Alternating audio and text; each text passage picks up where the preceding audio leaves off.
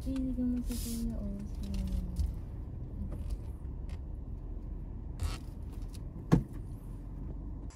Okay guys, so andito na kami sa Chateau de la Paz para mag-staycation. So bale, ang address nito is sa Mendez, Cavite. So ilalagay ko na lang sa description box or sa pinned comment yung complete address nito. So pasukin natin guys kung ano yung, paano yung itsura dito sa Chateau de la Paz. So yan. So pagbungan nyo dito sa may entrance, you will be greeted by the plants. So yan. So ang inano lang namin dito guys is dalawang villa. Yan. So maganda yung ambience dito guys kasi madaming puno. Yan.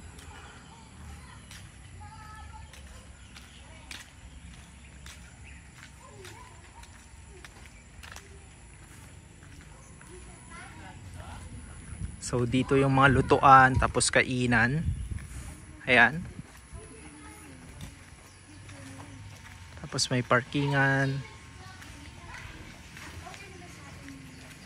Tapos yung villa na nirentahan namin guys, ito, tapos ito. Tapos yan yung pool nila. So yung pool nila guys is may kiddie pool, tapos may pang adult pool. So hindi yan ano guys, heated. Yan. Tapos pasukin natin yung mga rooms. Yung isang villa, ganito yung itsura dito sa may first villa. So pwede dyan mga tambayan. Tapos ito yung room. So may bunk bed. Yan guys. So ano pala, total packs namin is 17 kami. So kasya naman kami dito. So makita nyo is may mini kitchen. Tapos dito is wala na to. Tapos yung pala yung gym nila guys, yung fitness gym. Ito. So yung property hanggang dito, tapos hanggang doon. So lahat ng mga rooms nila guys is fully air conditioned. Yan guys, sobrang luwag 'di ba?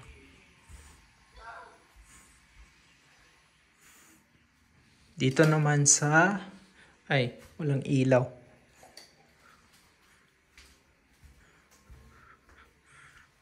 Yan. Tapos may bathroom. Ito yung bathroom nila guys. Malinis naman.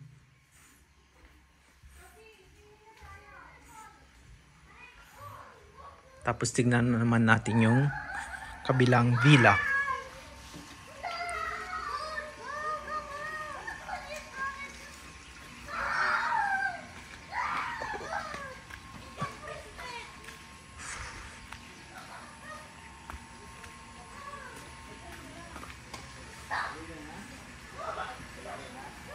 Ayan guys, may screen door.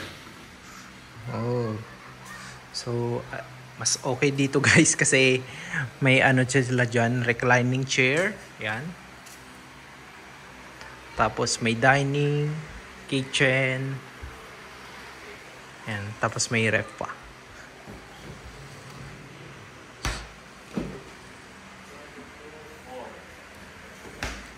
Ayan guys. Kumpleto sila dito guys. So I'm not sure kung anong meron dito. Okay. So hanggang dyan lang yung space, property nila.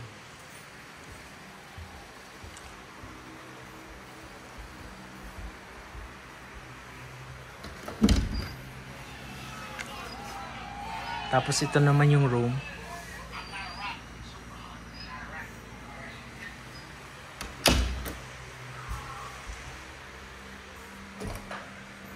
Tapos yung common bathroom.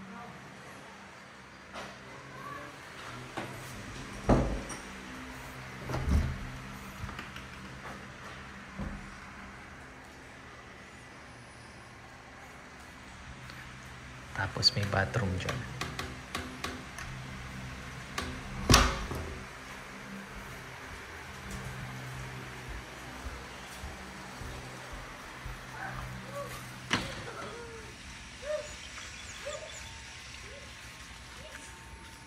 Tapos punta naman natin yung pool, guys. Ayan. Sep, gaano kalalim yan? 5 feet itong kiddie pool. Tapos tingnan natin yung isa. Isang pool.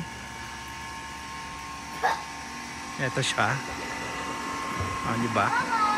So sobrang laki niya, guys. So ganitong itsura dito sa Chateau de la Paz. Bale, nakita namin to sa Facebook.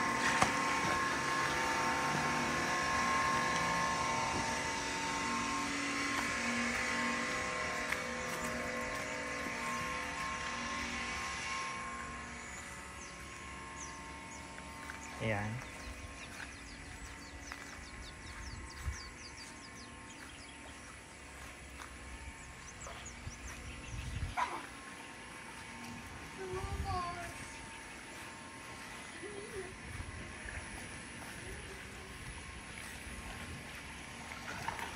Bale, ang binayad pala namin dito, guys, total of 17 packs kami is 12,000. Tapos 2,000 yung deposit para ma-reserve tong Chateau de la Paz. So yan. So ang check-in is 2 PM hanggang 12 AM.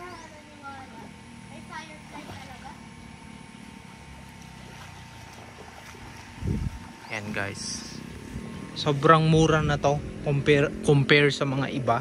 Tapos yung location naman is hindi naman ganun kalayo, hindi naman ganun kalapit. Sakto lang. So kapag naghahanap kayo ng ganitong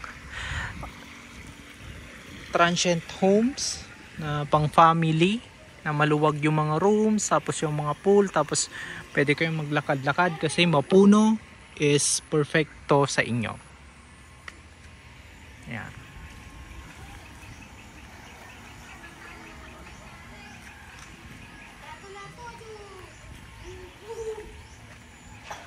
So ilalagay ko yung complete address, guys, sa pin comment, tapos yung Facebook page nila para if interested kayo is pwede nyong kontakin yung Facebook page nila.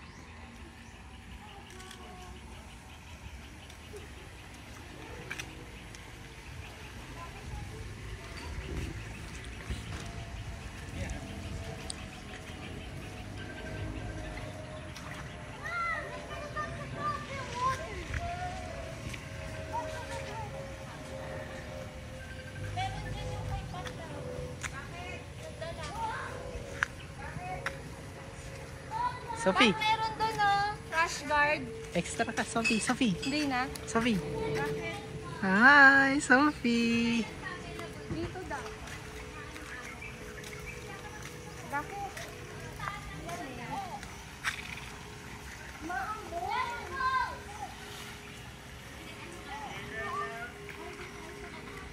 So, ang weather dito, guys, is hindi ganun kainit. Unlike sa Manila, mainit.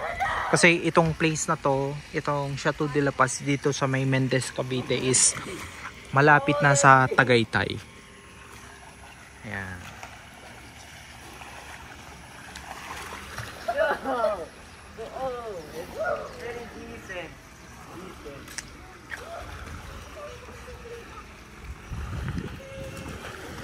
So yun, guys,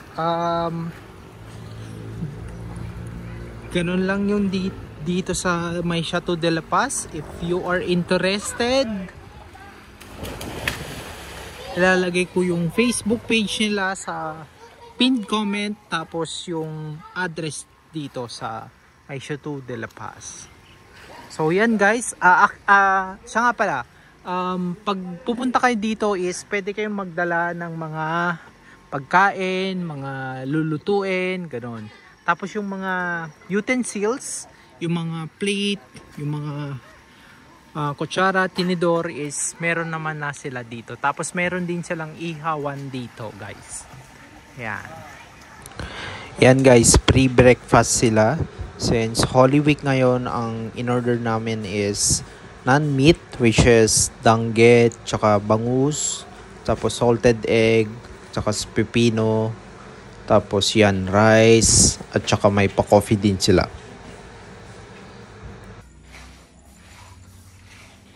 Kompleto oh.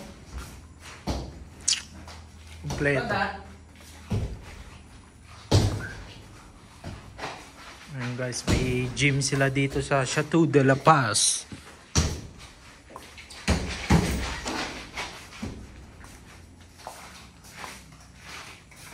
So that's all for my video. So don't forget to like and subscribe to my channel. This is Cheyano and I will see you again next time. Bye!